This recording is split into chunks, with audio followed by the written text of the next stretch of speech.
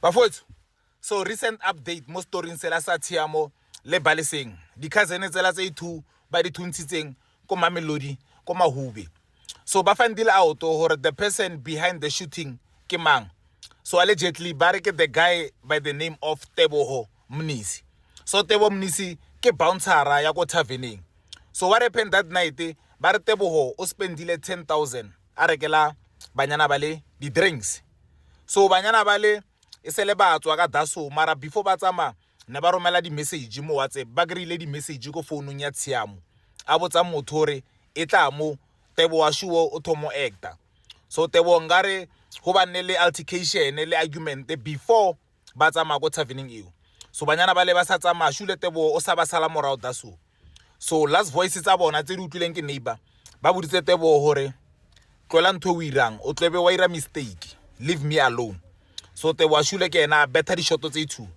So after a day social media e le busy e poster ba sa nyake story se se robale, police had to step in ba bontshe the public South Africans hore justice must be served. So ba tshwara Teboho ko petrol station after just one day. So the angry mobs tsa ko Mamelodi ba ile kwa Teboho a nnang ba fitla daso ba fisa ntlo ba mo grilla steng. It shows hore mob justice ne ba ilotse ya molao mo matsong a bona. So ba mo grilla steng ba mo tshwara Teboho, he must still appear mo court. So justice for the girl, and thank you South Africa for tlola story se sa robala se be so big re tsentse maphodisha pressure hore ba ire mmereko wa bona. Salute. And this thing should happen more often hore he re tlhaetse ke mathata re supportane re spread the message until it gets to the right people. Salute. I'm speaking from a place of truth, courage, and strength. I'm not having a good day. I was having a good day. Actually, before this video, I did a prank, with my dog. I was just chilling. It's my off day, I'm just watching TikTok, editing what I need to, cleaning the house. And I just passed the video of 2 ladies that were shot dead in Mamelodi. That's my hometown, just by the way. Irregardless of everything, the time, what they were wearing, what they were drinking, the age, it doesn't matter. For the fact that they didn't come home, what are we doing about that? South Africa is not safe for women anymore. It can happen to your cousin, your friend, your girlfriend, your best friend, whoever it is. It can happen to any of us. Why are we blaming the victims for actually being violated? Why are we blaming the victims for actually being shot, killed, raped? I'm pleading for sensitivity. I'm pleading for justice, because everyone is making a joke out of this. Everyone is asking themselves, why were they drinking this? Why were they out at this time when they were actually supposed to be in places that they had planned to be and they felt it was safe? Why are we justifying the situation? We cannot keep asking ourselves why the killer actually allowed it. It's embarrassing to see the comments. This is a sensitive topic. I feel so sad. Stop blaming women for their deaths. Stop normalizing deaths.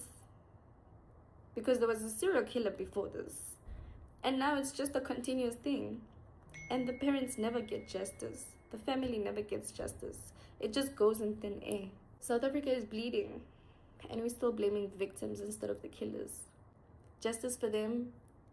Condolences to the family. The Bible says that death is better than birth, because when you die, you have no pain, no misery, and no suffering. Tshiamo and Baleseng Moramanga were 2 South African women. They were cousins, but they were more like sisters because they were close in age, 21 and 22 years old, and they would do everything together. They even rented the same room in Mamelodi East, and they even dressed the same. They had dreams. Tshiamo was a beauty therapist, and Baleseng, she was in her 3rd year of education at UNISA, and she was studying to be a teacher. She wanted to enrich young minds, and they would do everything together, like I said, and they would also be brutally unalived together. They would be shot on the side of the road, though they were executed.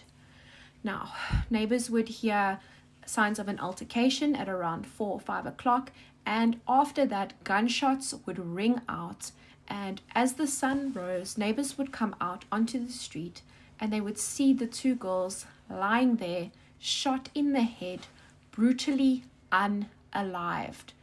Now, there is a war on women and children that is currently happening in South Africa. And we cannot allow killers like this to roam the streets. And the Aubrey Tau Foundation has come forward and they have said that they are offering a 250,000 Rand reward for information that leads to the arrest and prosecution of these killers, because these girls, they deserved to live their lives, get married if they wanted to, have children if they wanted to, but their lives were brutally taken as though they were nothing.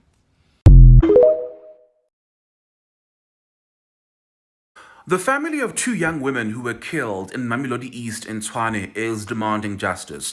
21-year-old Baleseng and her cousin sh0t were found dead just meters away from their house. According to neighbors, in the wee hours on Sunday, they heard arguing, including somebody who sounded like sh0t telling somebody to leave her alone. That was followed by a gunshot. They later found their bodies outside. Their aunt, who had been with them just hours before the previous evening, is hoping police will crack this case. These two young women had such promising futures. Baleseng, who was 21, was studying to be a teacher, while her cousin was in the beauty industry. Police have confirmed they are investigating and have called on anybody with information relevant to this case to come forward.